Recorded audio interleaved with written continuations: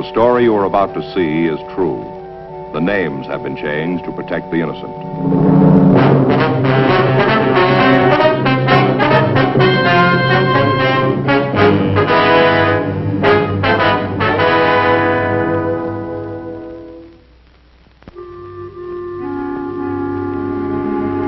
This is the city. Los Angeles, California. I work here. I'm a cop. It was Wednesday, August 18th. It was hot in Los Angeles. We were working the day watch out of Homicide Division, Missing Persons Detail. My partner's Frank Smith. The boss is Captain Lorman. My name's Friday. We'd gotten a report that a young mother and a 9-week-old baby had disappeared. We had to find them.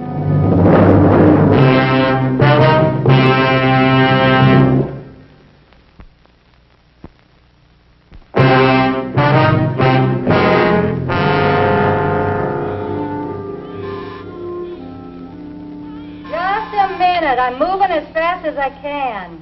Sounds like she's got trouble. Yeah. Yeah? Mrs. Fleischer? Yeah, what is it? Police officers would like to talk to you if we could. Well, come on in. Gotta take care of that kid. Sounds like colic. Is that right? Yeah, that's what it is. Colic. Wonder if she has a hot water bottle. For what? You put a hot water bottle on the kid's stomach. Makes him feel a lot better. That's so. Mm-hmm. Both our kids had colic. Baby's teething. Having a tough time. Oh. This is my partner, Frank Smith. My name's Friday. We'd like to ask you some questions about one of your tenants. Oh? Which one? Mrs. Shipley. We understand she had apartment 207. Oh, yeah, she did. What about her? You know where we can get in touch with her? Ain't got any idea. When'd you see her last? I guess it must have been a month ago. Possible you might be able to give us an exact date on that? If I could have done that, I'd have told you right out. I got nothing to hide. No, ma'am, we didn't say you did. Sounded like it. Sounded an awful lot like it. I'm going to be honest with you. Yes, ma'am. When Harriet first moved in here, we got along fine. She was all the time wanting me to tell her how to take care of the baby when it came. Yes, ma'am, go ahead. Used to have our little cup of coffee in the afternoon. Chummy. Then all of a sudden it got different. How's that? Just did.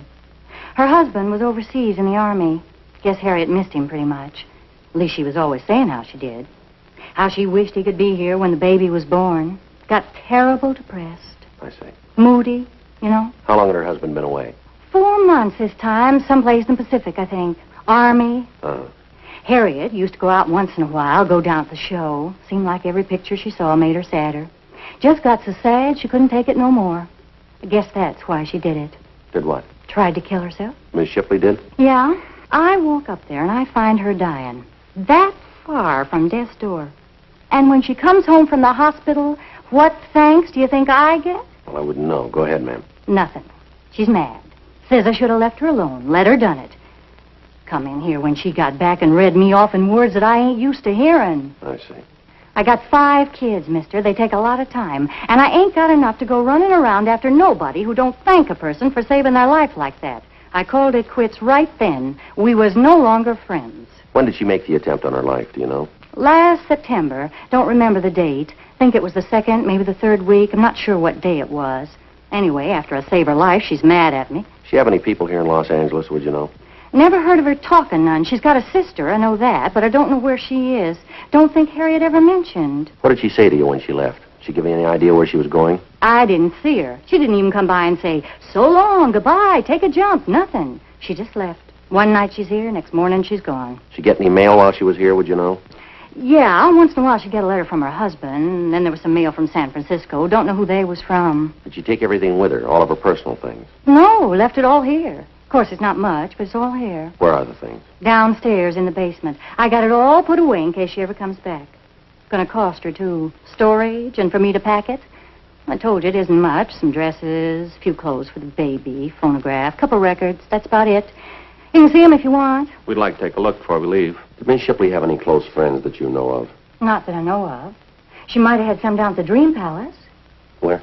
Oh, where she worked. A dance hall downtown. She was a kind of hostess there. That's the name of the place, is it? The Dream Palace? Yeah.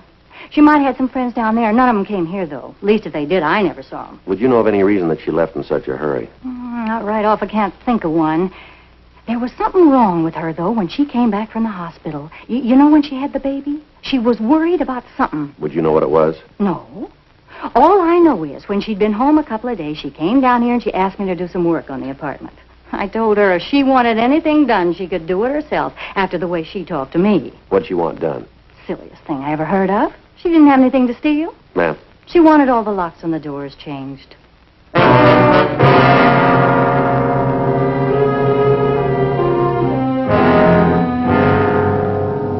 10:46 a.m.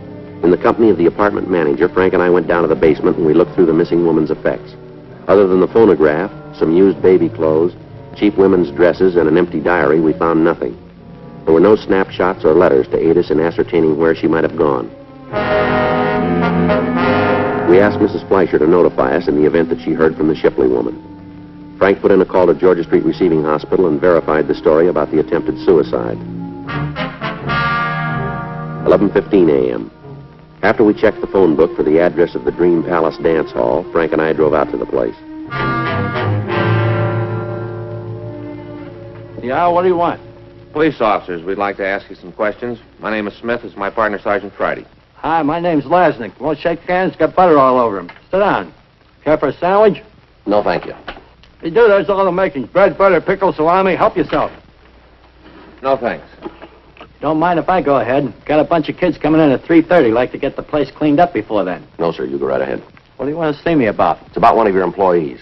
Yeah? Which one? A girl named Harriet Shipley. Oh, yeah, I remember. She don't work here no more. Any idea where she is? Ain't got the slightest. I ain't seen Nadine in about maybe 6 weeks. No, sir, you don't understand. We're inquiring about a Harriet Shipley. Yeah, I know. Told you I ain't seen her in 6 weeks. What's this about Nadine? Her club name. Oh. You see, lots of the girls don't like to use their real names in case a fellow wants to get chummy away from here. It's easier if you don't know the girl's real name. Harriet used Nadine. We understand. We got a bunch of them. When one of the girls leaves, we put the name back in the hat. New girl picks it. Had 14 Nadines since we opened. I see. 27 Altheas. Yeah. Do you have any idea where the Shipley girl is? Nope. Check with her husband. He might know. We understood he was in the Army. That's right, he is. Overseas. He should know where his wife is, though. Ask him. Well, we'll probably do that, sir, but we thought maybe we could turn her up ourselves. There's been a missing report filed on her. Missing, huh? Who told it? Sir? Who told about her being missing? Report was filed by her mother-in-law. I told you, I ain't seen her in 6 weeks. Wish I could help you fellas out. The last time you saw the Shipley girl, she say anything about leaving town? No. Wouldn't be surprised, though. Why do you say that? Well, the poor kid was scared to death. Told me she wanted to get away. Do you know what she was frightened about? Yeah, Max Bender. That's what she was afraid of. Max. Who's he? Look, I'll tell you the whole thing. Be easier that way. One favor I gotta ask, though. Yes, sir? You won't tell Max I told you. He'd come up here and he could tear the place apart easy. He would, too, if he knew I'd told on him. You gotta promise me you won't tell him. All right, sir, we won't tell him. Go ahead, please.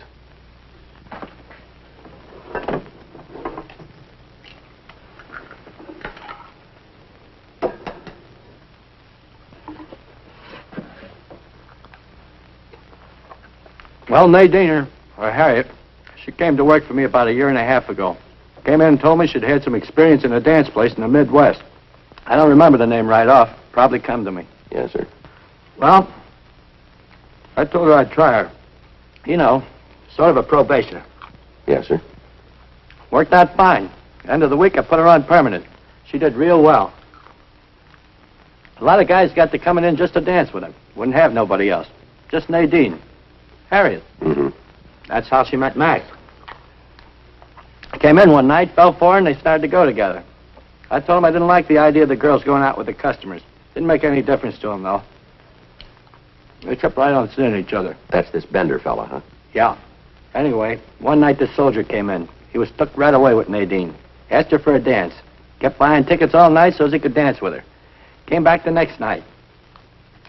Same thing. That's Harriet, you mean? That's right. Made Max pretty sore, but there wasn't anything he could do about it. She wanted to be with the soldier. Yeah. Wasn't too long before she told me they was going to get married. Well, word got around about that, and it really made Max hacked. Real hacked. Yes, sir. Him and the soldier, Shipley, they had a fight downstairs. One night after we closed, it was a real brawl. Cops and everything. Max really cleaned up on the soldier. Didn't do any good, though. What do you mean? Nadine told Max to stay away from her. Keep far away.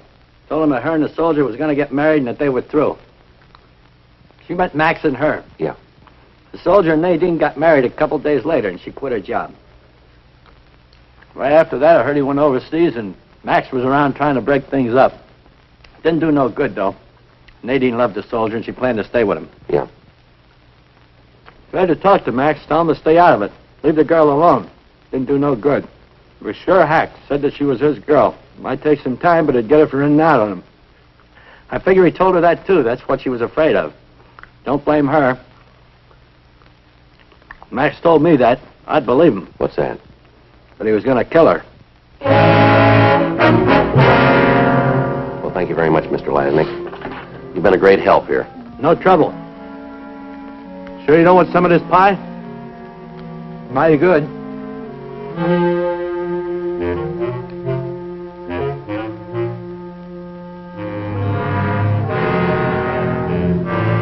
"12:26 p.m. Frank and I got back to the office. We had a complete list of the people who worked with Harriet Shipley. In checking them through R&I, we found that none of the 14 people on the list had arrest records. We did find a record for Max Bender, who'd been picked up on a charge of suspicion of burglary. However, according to the information on the report, he'd been released because of lack of evidence. We checked the log about the fight Lasnik had mentioned. We found that an FI card had been filed, but no arrest had been made. We talked with Sergeant Eggenweiler and Sergeant Rubel, the officers who'd handled the burglary case. They told us that in their contacts with Bender, he was sullen and uncooperative. They went on to say that he'd been seen in the company of known criminals. They told us that in their opinion, they considered the man dangerous. They also said that they'd help us in finding him. Frank and I went ahead checking out the missing girl's friends and acquaintances. We talked to everybody on the list we'd gotten from Ernest Lasnik, but none of them could give us any idea where we might find the Shipley girl. Most of them, however, told us about the threat that Bender had made against her life, and they expressed the opinion that he was responsible for her disappearance. The next day, Thursday, August 19th. Did I tell you Harriet Shipley's mother-in-law called again this morning? No. What you want? Wanted to know how we were doing, what progress we've been able to make. Yeah. I filled her in on what we found. I didn't tell her about Bender. Just said we thought we'd be able to find the girl. Mm-hmm. You talked to her when she made the original report, didn't you, Joe? Yeah, I did. Well, what do you think? What do you mean? Well, isn't there something a little off base to you? Well, I'm not sure I know what you're trying to get at. Well, it just seems to me that she doesn't care if we find her daughter-in-law or not. All she cares about's the kid. Yeah, I kind of got that idea myself. The way she talked, it doesn't sound like she and the girl got along too well, does it? Just seems like there's something she isn't telling us. I asked her this morning if she'd heard from her son, if he knew anything about where his wife might be. What'd she say to that? Told me she hasn't wanted to bother him, make him worry. Wouldn't even give me his mailing address. Said she didn't want him alarmed unless there was a reason. The way I see it, his wife being gone's reason enough, isn't it? I told her that. She said our job was just to find the girl and the baby, that's all. Well, cooperation like that isn't going to make it any easier. We can only do so much if she isn't going to help us. Doesn't make a lot of sense, Joe. Her filing the report and then holding out information. Missing persons Friday. Oh, yeah, Rubel. Where? Yeah. Mm-hmm. What'd she say? Yeah. I see. What? Yeah, do you want to call the crime lab? Right. Yeah, we'll meet you out there. Yeah, right away. Well, they found where Bender was living. What do you mean was? Checked out in July, about the same time the Shipley girl disappeared. Landlady hasn't seen him since. Guys came up with something else. Yeah. A couple of shirts for a little baby. Uh-huh. Blood stains all over him.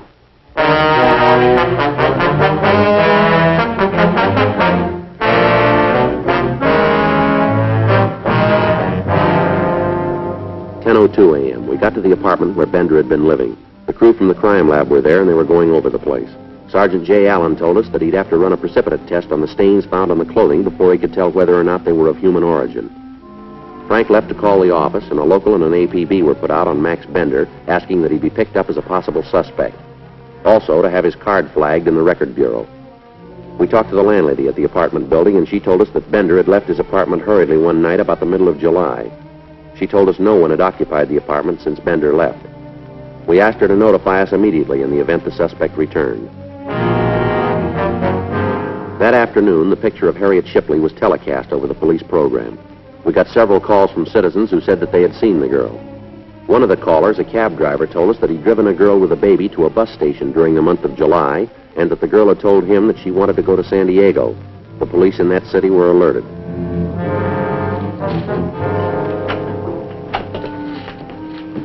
Anything from San Diego? No, not yet. Missing persons, Friday. I see. Yes, we did. Where? You sure about that, are you? Okay. Right away. Let's go. What do you got? Shipley girl, they found her.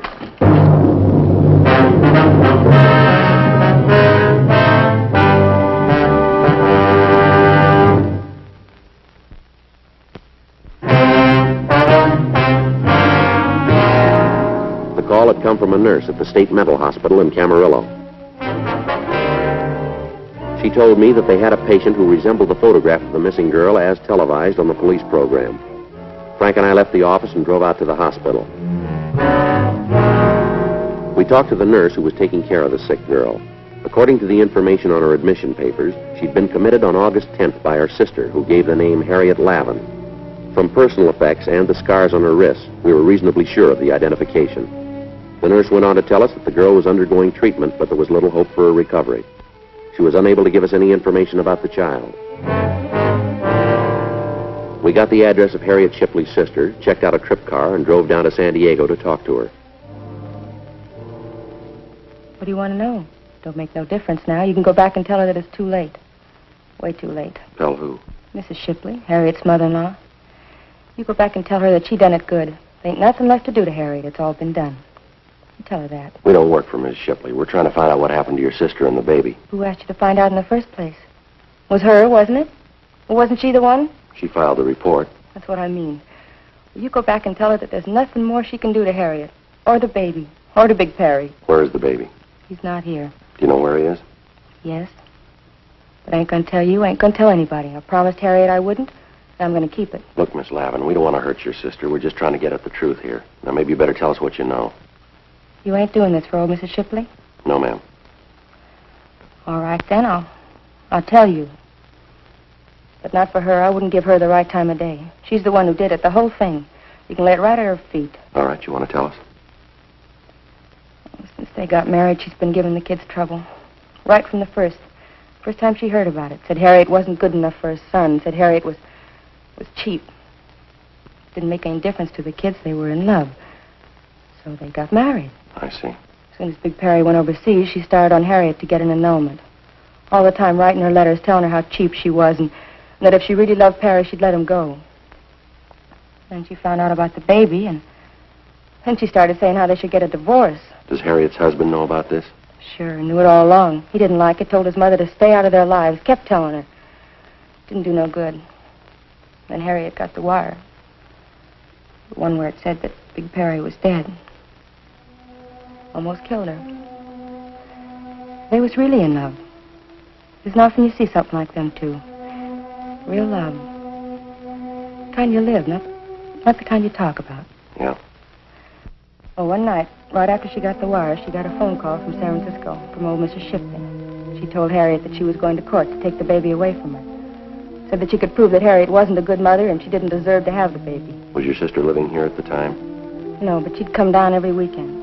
There was a guy up in L.A. that was giving her trouble, a fellow named Bender, I think. He was with her when she tried to kill herself. He ran out so he wouldn't get mixed up in it. He was always giving Harriet trouble, so she left one night to get away from him and from old Mrs. Shipley. She came here and said that she just wanted to be left alone with her baby. That's not a lot to ask, is it? Just to be left alone? No, ma'am. It was old Mrs. Shipley. She just wouldn't let Harriet alone. Kept after her, saying how she was going to take the baby away, how Harriet was an unfit mother. It got on her mind. Finally, there wasn't much else she was thinking about but how to keep that baby. Went out walking one night. Took the baby with her. Rained. Rained hard. Guess the baby took cold. Anyway, the next day he came down with a bad fever. A couple days later, he was dead. Only lived 9 weeks, and he was dead.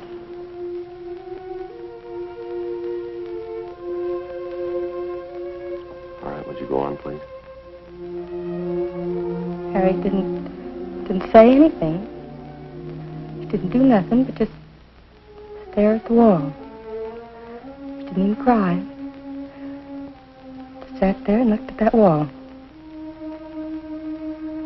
And all of a sudden, she just went to pieces. I called the doctor. He said it was a breakdown. Said I should have her committed. That's what I did. I went up to see her. I'm her sister. And she didn't even know me. So you just tell old Mrs. Shipley how she did.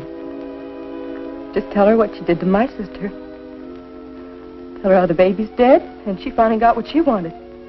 Because now Harriet hasn't got the baby. Nobody's got him. Nobody.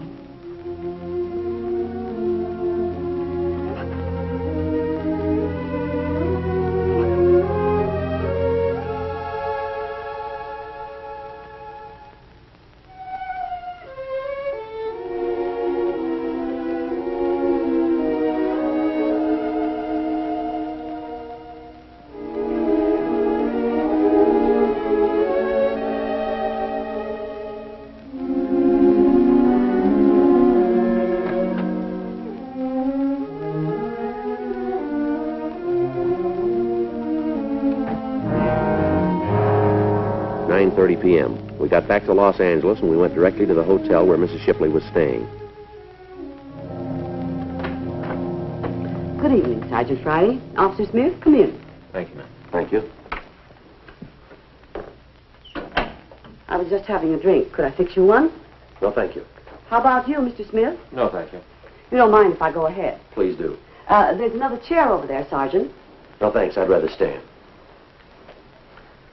The desk clerk said it's important. Yes, ma'am, it is. Have you found my daughter-in-law? Yes, ma'am, we have. And the baby? Where is he? Is he still with her? No, ma'am, he's not. Well, where is he? Miss Shipley, your daughter-in-law's a pretty sick girl. Oh? She's in the state hospital at Camarillo. Camarillo? Yes, ma'am. That's a mental hospital, isn't it? That's right.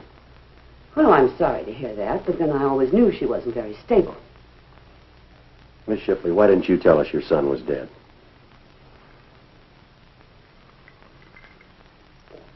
I didn't think it had any bearing on the case. What difference does it make? You don't seem very interested in his wife, either.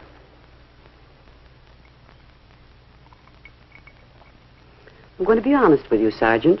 I'm not in the least interested in what she does or where she is. I never did feel that she was the right girl for my son, never.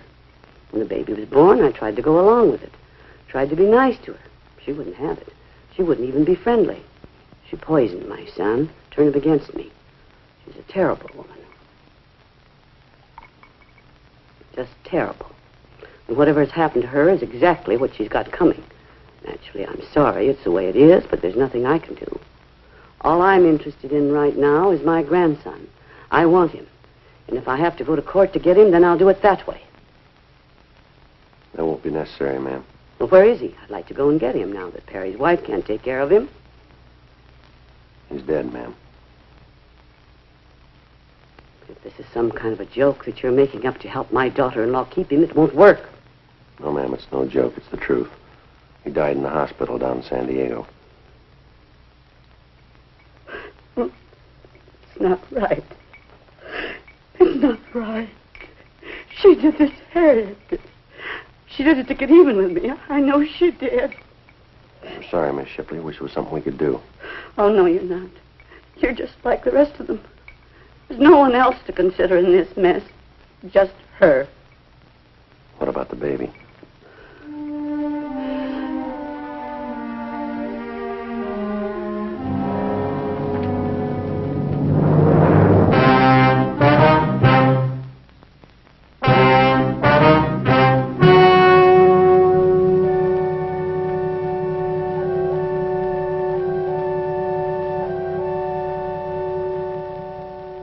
On Saturday, August 21st, a meeting was held in the Captain of Homicide's office, Los Angeles Police Department.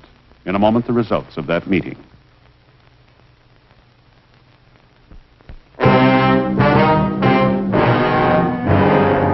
At a meeting held in Captain Lorman's office, it was determined that no criminal act had taken place.